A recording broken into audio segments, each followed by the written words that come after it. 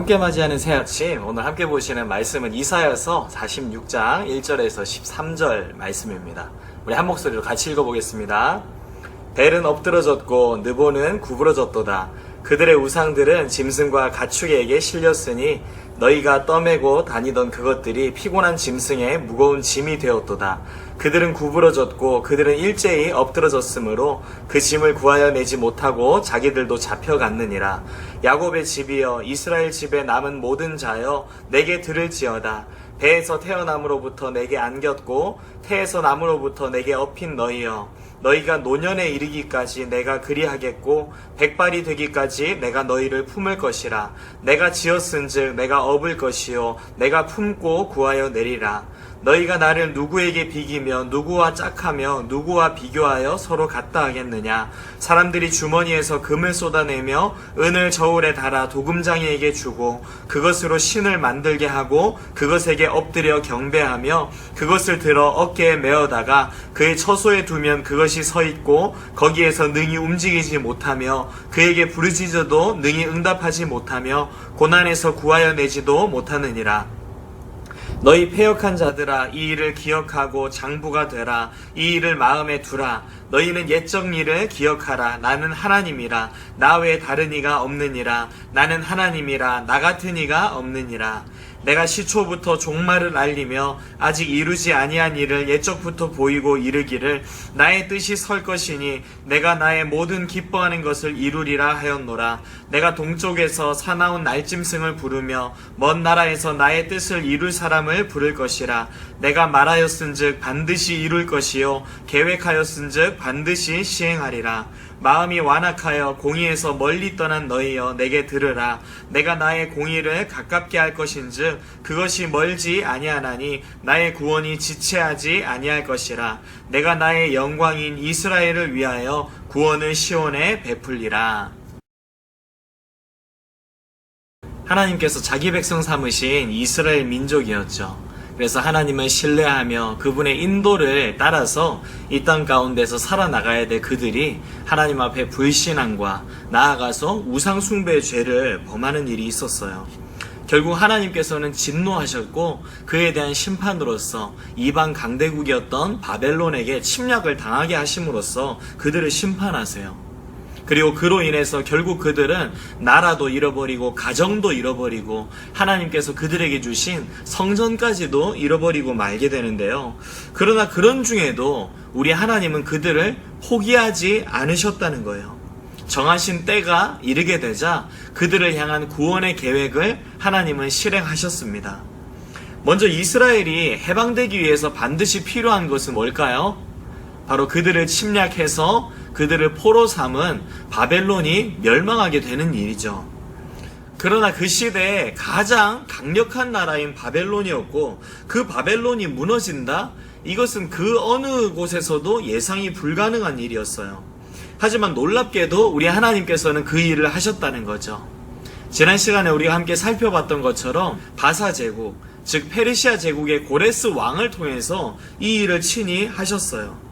하나님을 떠나 있고 우상숭배 죄를 범하고 있었던 이스라엘 민족을 정신 차리게 하기 위해서 바벨론을 사용하였지만 그 바벨론도 더 우상숭배를 극심하게 저지르고 있고 하나님의 심판을 받아 마땅한 나라였기 때문에 이제 하나님께서는 바벨론을 심판하시기로 작정하시고 그 일을 실행하셨던 거예요. 1절부터 2절입니다. 벨은 엎드러졌고 느보는 구부러졌도다.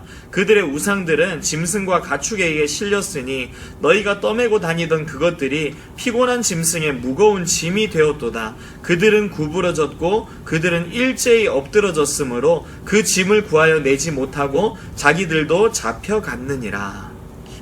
이 말씀에는 바벨론을 상징적으로 보여주고 있는 두 가지 우상이 등장하고 있는데요. 바로 벨과 느보예요. 먼저 바벨론이라고 하는 나라 이름에도 이 벨이 들어가 있고요. 그리고 바벨론의 마지막 왕의 이름이 벨사살인데요. 이 왕도 자기 이름에 벨이라고 하는 단어를 사용했죠. 그리고 이 느보라고 하는 것은 벨의 아들로서 천문학을 상징했던 우상인데요. 그 이름을 따서 느부갓네살, 느부사라단이라고 하는 이름도 그 당시에 있었던 거예요.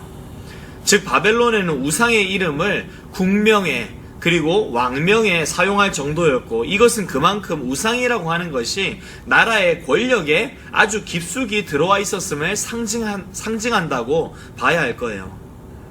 이런 바벨론을 우리 하나님께서는 결국 심판하시고요, 하나님의 백성 이스라엘은 고국으로 귀환하게 되는 일을 진행시키세요.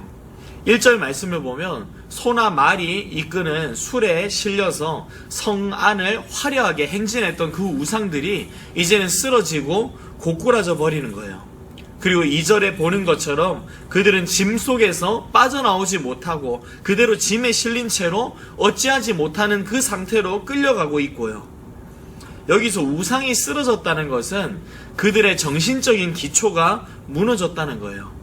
바벨론에게 있어서 정권의 몰락을 의미한다고까지 볼 수 있는 대목이죠. 왜냐하면 그 바벨론은 우상이 나라의 근간이라고 할 정도로 대단히 큰 영향을 끼치고 있는 나라였기 때문이에요. 여러분, 이처럼 우상은요 반드시 몰락할 수밖에 없어요. 왜냐하면 우상은 가짜이기 때문이고 실제로 가지고 있는 능력이 아무것도 없기 때문이에요. 그러나 반대로 우상을 의지하는 것이 아니라 살아계신 하나님을 의지하며 살아갈 때 어떤 일이 있게 되는 것인가?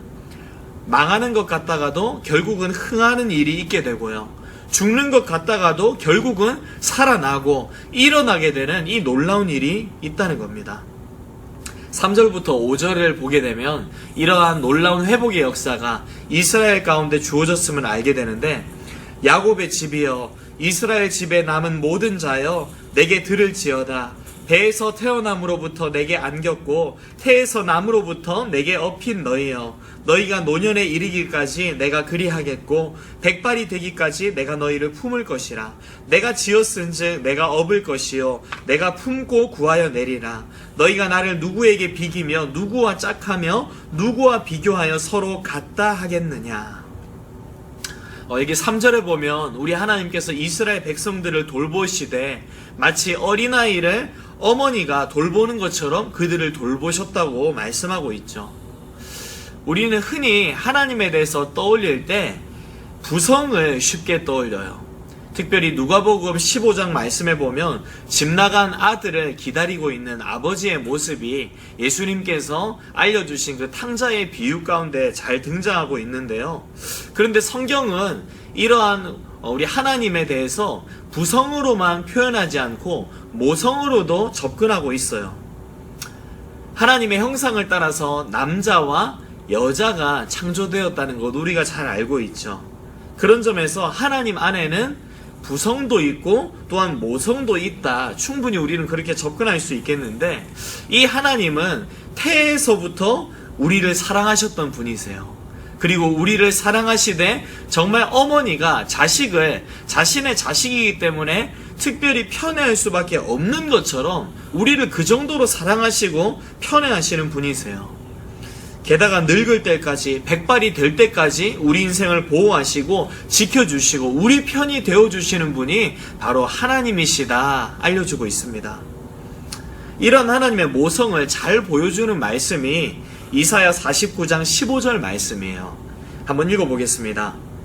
여인이 어찌 그 젖먹는 자식을 잊겠으며 자기 태에서 난 아들을 긍휼히 여기지 않겠느냐.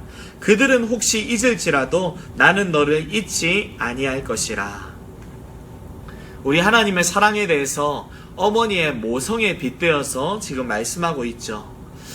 어머니가 자기가 10달 동안 그렇게 애지중지하며 품고 정말로 큰 수고 중에 나아서 젖먹이며 키우고 있는 그 아이를 잊어버린다? 이것은 절대로 불가능한 일입니다. 이와 같이 만약에 사람은 하나님을 잊어버리는 일이 일어난다 할지라도 우리 하나님은 절대로 사람을 잊어버리지 않으시겠다는 말씀이에요. 이분이 바로 우리의 하나님입니다. 목사님과 여러분들을 절대로 잊지 아니하시는 분, 그분이 바로 우리 하나님이세요. 간절히 소망하기는 여러분들이 이러한 하나님을 절대로 무섭게 만나지 않기를 바라요. 우리 하나님은 조금만 잘못되면 우리를 막 야단치시고 실수가 있으면 너 내가 절대 용서하지 않아 이렇게 하시는 분이 아니세요. 부모가 자식을 다 용서하듯이, 심지어 그 자식이 살인죄를 저질렀다 할지라도 어머니라면 그 자식을 부둥켜 안고 끌어안으며 용서하기 마련이듯이 우리 하나님께서는 반드시 우리 죄에 대해서 용서하시는 분이세요. 그리고 용서하신 하나님은 이제 우리에게 이렇게 충고를 하시는 겁니다. 8절과 9절입니다. 너희 패역한 자들아, 이 일을 기억하고 장부가 되라. 이 일을 마음에 두라. 너희는 옛적 일을 기억하라. 나는 하나님이라. 나 외에 다른 이가 없느니라. 나는 하나님이라. 나 같은 이가 없느니라. 우리 하나님은 당신께서 행하실 크고 놀라운 일을 기억해야 된다 먼저 말씀하세요. 그 일인즉 1차적으로는 이스라엘 백성들의 입장에서는 지나온 역사 가운데서 과거에 그들에게 베푸셨던 하나님의 놀라운 일을 가리키는 거죠. 하나님이 그들에게 베푸신 놀라운 구원 역사, 바로 출애굽의 역사입니다. 그리고 광야길에서의 하나님의 인도하시는 역사를 또한 가리키는 것이겠고, 가나안 정복 과정에 이르기까지 모든 시간마다 그들을 인도하시며 그들과 함께 하시며 지혜와 능력을 허락하셨던 그 하나님의 모든 역사죠. 우리 하나님은 또한 당신의 계획을 반드시 이루시는 분이심을 다시 한번 명확하게 알려주고 계세요. 10절부터 11절입니다. 내가 시초부터 종말을 알리며 아직 이루지 아니한 일을 옛적부터 보이고 이르기를 나의 뜻이 설 것이니 내가 나의 모든 기뻐하는 것을 이루리라 하였노라. 내가 동쪽에서 사나운 날짐승을 부르며 먼 나라에서 나의 뜻을 이룰 사람을 부를 것이라. 내가 말하였은즉 반드시 이룰 것이요 계획하였은즉 반드시 시행하리라. 우리 하나님은 자신이 이루실 그 모든 미래의 일들을 미리 이 땅 가운데 예언하신 분이세요. 그리고 그것을 반드시 이루시기 때문에 하나님의 계획이 있는 우리의 인생의 미래에는 하나님의 영광이 있고, 그렇기 때문에 우리는 우리 인생에 대해서 기대를 가져야 마땅한 거예요. 이 세상 살면서 미래에 가본 사람은 아무도 없죠. 그런데 어떤 사람은 자신의 미래에 대해서 함부로 이야기를 하면서 나는 어차피 안 돼. 나는 뭘 해도 안 될 인생이야. 이렇게 이야기를 하고 생각하는 사람이 있어요.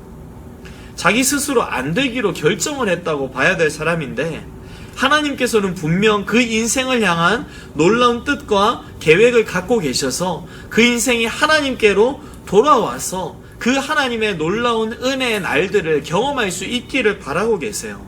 그런데 그 어리석은 인생이 하나님을 바라보지 못해서, 바라보고자 하는 믿음이 없어서 스스로 미래의 문을 닫아버리는 일들이 이 세상 가운데 있게 되는 거죠.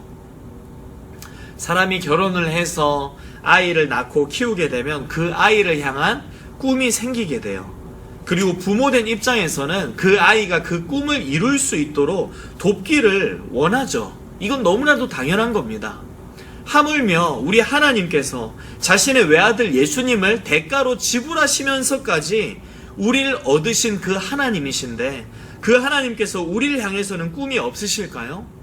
분명히 있으시죠. 자신의 전부를 대가로 지불하면서까지 우리를 얻으셨기 때문에 우리를 향한 하나님의 기대와 하나님의 꿈은 분명히 있습니다. 이 사실을 우리가 먼저 믿는 것이 참으로 중요해요. 하나님은 어떤 상황 가운데서도 여러분들을 포기하지 않으시고요, 하나님의 선하시고 완전하신 계획대로 친히 이끌어 나가고 계십니다. 이제 1학기 학교 등교가 새롭게 시작되는 첫 주간이죠.